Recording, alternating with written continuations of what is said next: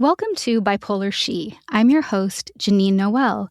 The content of the show may include suicide or suicidal ideation. If you're ever in need of immediate support, please dial 988, a suicide and crisis lifeline.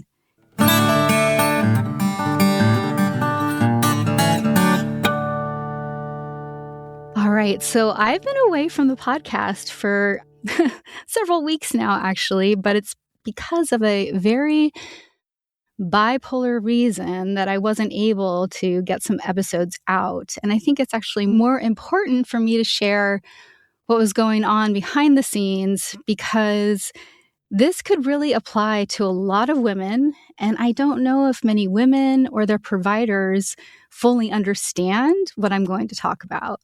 So in June, I went to Kauai with my family, and I love landing at the Lihue airport. That air makes me feel like any depression, intrusive thinking, paranoia, or just normal life pressure and worries are just gone. But the next morning I woke up and I put one foot down on the tile, and it felt like I was trying to find my sea legs. As I stood, I knew where I was, but my body hit the dresser and the floor rocked, and I was groping for the door that felt out of reach. And I fought against this imbalance and basically just fell back in bed. 20 minutes later, I tried it again, and I made it across the hall to the bathroom. So what was happening? When we left to explore Poipu Beach, there was this short stone ledge around the condo lawn. It was very low, and I stepped up. It would be easy to jump off of, but I fell to my hands and my knees and got a manageable gash on my right knee. I had started hormone replacement therapy, or HRT, about 3.5 months before, estrogen, progesterone, and testosterone if needed. And my current provider had prescribed estrogen gel and encouraged me to sort of experiment to see what dose of the gel would help me feel less irritable and have less brain fog. I found that my body only liked a low dose of estrogen, and anything higher made me feel bloated and my breasts felt really tender. After a day or two of this unsteadiness in Hawaii, I was frustrated. I didn't even have enough balance to put on my swim fins and get into the ocean. I was able to swim.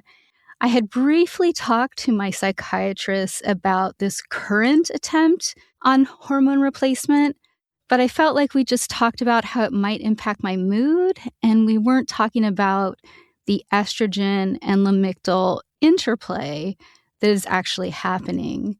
By the time I reached Kauai, my Lamictal level, which is measured by a blood test, was higher, and it started producing these neurological side effects: dizziness, poor coordination, unsteady walking, clumsiness, confusion, drowsiness. I was also having terrible headaches at the time, and these headaches landed me in urgent care right before this trip. And I'm just seeing this now in this list of side effects that headache is there. So my story is one story. This is a medical anecdote, but the science behind Lamictal and estrogen, that interplay, is real. There are several good studies, but most of them focus on the impact of estrogen on Lamictal. So when estrogen is started and when estrogen is maintained, rather than when estrogen is lowered. So they did mention in there higher Lamictal levels can cause this toxicity.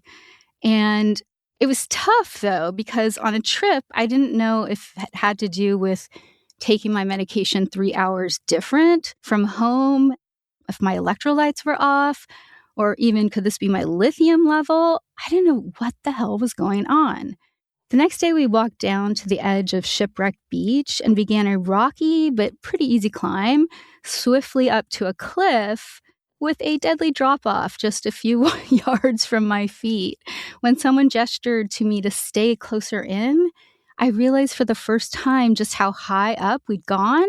I did not know there was a ledge, a rocky cliff a few steps away. I had no perception of space and what was around me. And thank God, someone, waved me over. So a neurologic side effect can be deadly. The night before we came home, I was watching the turtles where they come up to the sand and they rest before they head out for another day of body surfing. When I walked up the beach, I tripped, not seeing the outline of a dense sand-made step, and I stumbled again, and my left ribs took the fall. My ribs have been bruised and aching for 4 weeks, and my neck is still tight. So I made an appointment with my psychiatrist that very first day I was home from Kauai. He did a Lamictal lab test, and then it took several days to get it back. With Lamictal, there is no distinct measurable level that is effective and safe for everyone. So there's really this range or a reference interval where your level can fall. So my Lamictal level had gone from 8.9 to 13.8. And that's a 55% increase. And that's a big change for a body. So this episode is really for women. Take this information.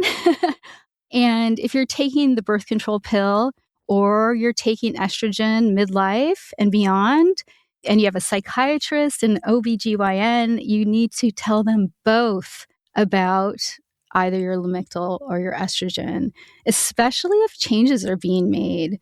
And so this is also another tricky spot. If you're just switching from one form of estrogen to the other, and they're technically the same strength, like a pill to a gel to a cream or a patch, your body is going to metabolize it all differently.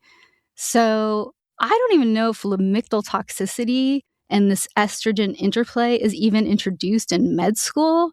It seems like providers are not aware of it. So we need more studies on women and mood stabilizers and bipolar disorder and so many other mental health areas. And our experience is so much more complex. Our studies will be expensive and complex. But my little anecdote is not enough here.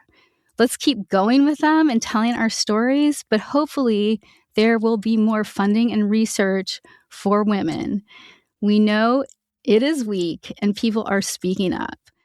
So I fell on June 6th and today is July 6th. I've just decreased my Lamictal again to find a new level to get me out of this lingering brain fog that I've had all month. So this is how I lose months. This is the cost of mental illness. It's just not only crisis times of depression or mania or hospitalizations. This is definitely what goes on behind closed doors. It's these medication kind of shakeups that are really impactful and really kind of steal your brain from you. I had that recent lithium experience that just made me suddenly depressed. And it takes weeks to really repair your brain. It reminds me of a concussion where you should be off screens and you need a lot of sleep. It's similar. It feels like it's difficult to even compose an email. And at that time, making a podcast feels impossible. So these are lost, tired, disoriented days where you're not well, or you can say you're sick, or you're going through a med change. And these med changes, this one almost landed me over a cliff. Thank you for listening. Over 2 million people take Lamictal for mental illness. That means there are so many women out there that may have providers that do not bring up the interaction and side effects with estrogen. Women are simply understudied in medicine. I hope these stories somehow make a difference. I hope the science improves. And while we hope for change, Bipolar She really needs your support. My stories and my guest stories have the possibility of making a difference if we keep this show alive. A micro donation to buymeacoffee.com keeps me and my editor afloat. Please visit buymeacoffee.com/Bipolar She. And as always, thank you for your support.